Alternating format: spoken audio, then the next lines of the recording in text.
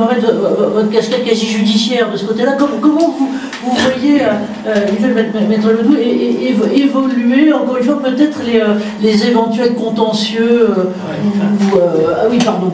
Merci, c'est important. Je crois qu'au-delà de l'actualité du sujet, évidemment, ce qui est intéressant sur ces histoires, c'est que ça fait partie des sujets de prévention qui se prêtent mal à la mesure, comme la charge de travail, comme les TMS finalement, comme la pénibilité.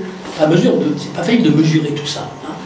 Et ça inquiète beaucoup les préventeurs, qui sont quand même méchamment technocentrés, et ont du mal à dire que c'est pas mesurable, c'est pas complètement mesurable, donc c'est inquiétant, notamment dans le champ de la responsabilité. Bon.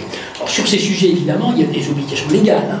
On doit s'adapter aux changements de circonstances, on doit s'intéresser aux ambiances thermiques, à la ventilation, à l'aménagement des poches. Le maître d'ouvrage lui-même doit d'ailleurs construire des équipements compatibles. Bon, tout ça, évidemment, doit figurer. Et d'un point de vue plus judiciaire, on voit bien que, vous savez qu'en matière de responsabilité civile, depuis 2015, on ne parle plus d'obligation de sécurité d'un résultat, on parle d'obligation de prévention.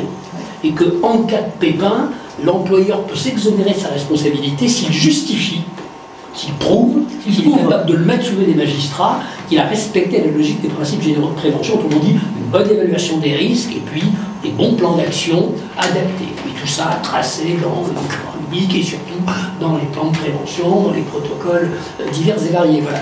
Donc, la circulaire en question est suivie de recommandations.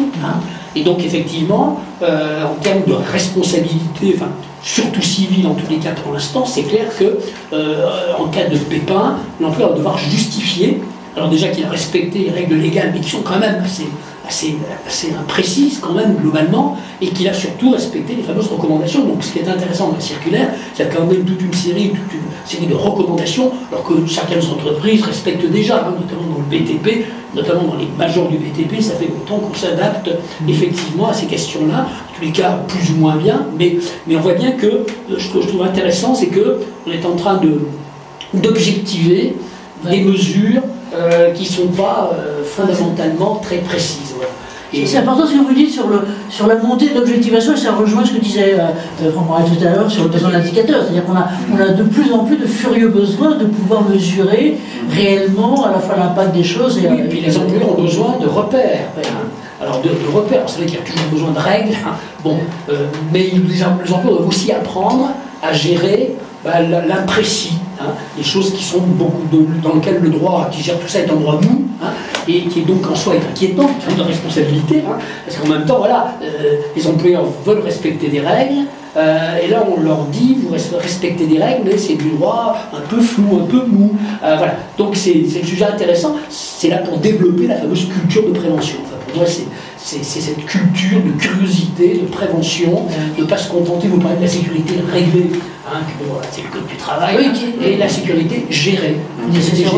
Voilà, parce que les salariés, tout n'est pas, il y a plein d'imprévus au travail, sans arrêt il peut se passer des choses qui ne sont pas prévues au programme, qui viennent bousculer la sécurité réglée, et ça, il faut, on en parle à teneur, acculturer les gens. Et puis le vrai problème d'ailleurs, quand on réfléchit bien dans pas mal d'entreprises finalement, on a tout ce qu'il faut.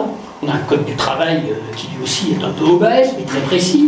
On oublie toujours que c'est des retours d'expérience, donc ça n'a pas été inventé au ministère du Travail, c'est au fil des problèmes, on a posé des règles. Bon, on a souvent des formations de bonne qualité.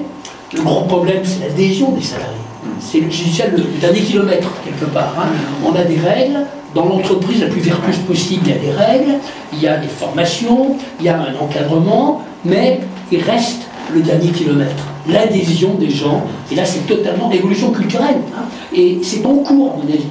La santé physique et mentale, on l'a dit, est au cœur de la vie professionnelle, progressivement, il faut continuer à pousser, je pense qu'on va continuer à s'améliorer, j'espère le plus vite possible, mais bon, je ne veux pas non plus me faire trop d'illusions, mais on devrait continuer à s'améliorer. Donc la formation, les sensibilisations, sur tous les sujets, des sujets, vous voyez, qui sont les problèmes de chaleur, c'est à la maison et au travail.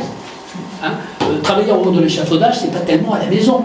Alors que chaleur, on est sur des risques qu'on peut percevoir dans sa vie perso et au travail. Donc je pense que en tout cas, cette circulaire est intéressante parce qu'elle rappelle des choses et qu'elle donne des pistes. Mais elle donne des pistes, concrètes.